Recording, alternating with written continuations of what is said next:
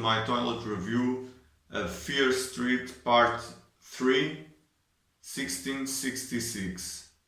This is the third and last movie of the trilogy that is on Netflix, based on the books Feer Street, from the same author of Goosebumps, if I'm not mistaken. I think I already checked that, and it's right. So this is the final chapter and the conclusion of the story that starts in part 1. And honestly, I'm a bit disappointed with the whole trilogy, and a little bit more disappointed with this movie. To me, it is the weakest one from the trilogy. The story is not well. The story is interesting.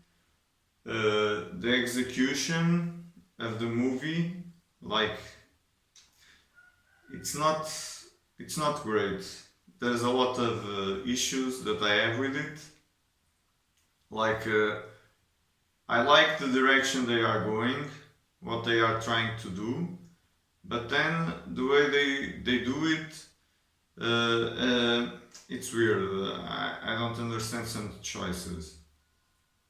Like, this movie is set like 2/3, not 2/3, but almost 2/3 in 1666, in the beginning of all of this, and then the conclusion, the last third, is in 1994. Yes, 1994. That's where the movie started, and then they started going back in time. And so that part in 1666 was kind of rushed in the beginning, so you don't feel that it was all earned, but then it peaks when the horror part, the witch part, and whatever is happening, like the witch hunting. After that starts, the movie really is good. It's the best part of the movie. Then they go back to 1994, and the movie fumbles. It goes like the same kind of writing and quality of the first movie that I didn't appreciate as much as the second one. I was hoping this one was as good as the second one, or better. And then there are other choices, like they decided, it makes sense from the historic point of view, but it doesn't make sense for the actors.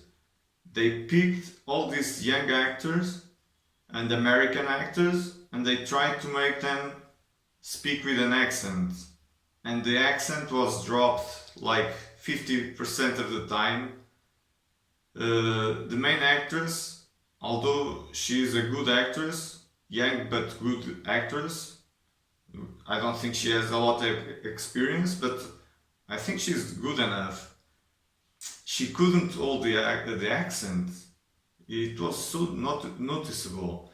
Some people around were the same, others you couldn't tell much, but yeah, like, I guess one or two actors were able to hold the accent. The rest weren't.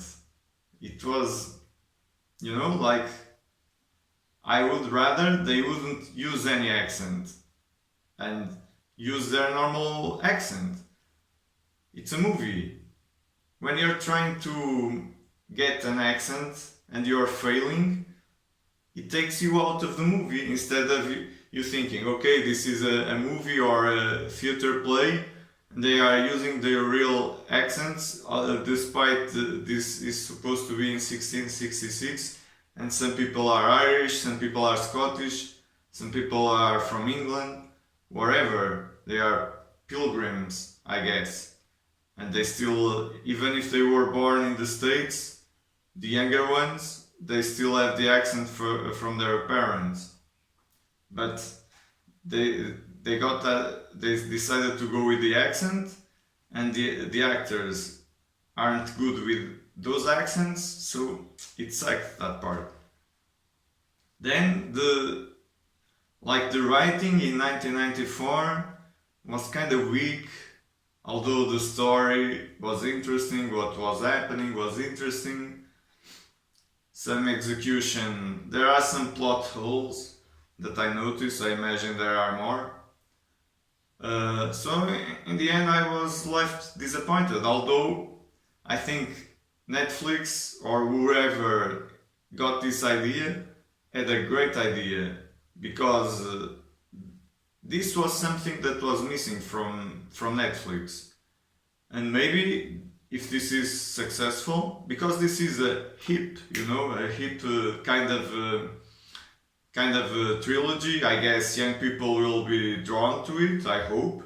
And maybe this will be successful and help Netflix bring more of these things, because this feels like a hybrid between real movies and real TV series. Like it's in the middle, it's like a movie TV series on Netflix. Like 3 weeks, 3 movies.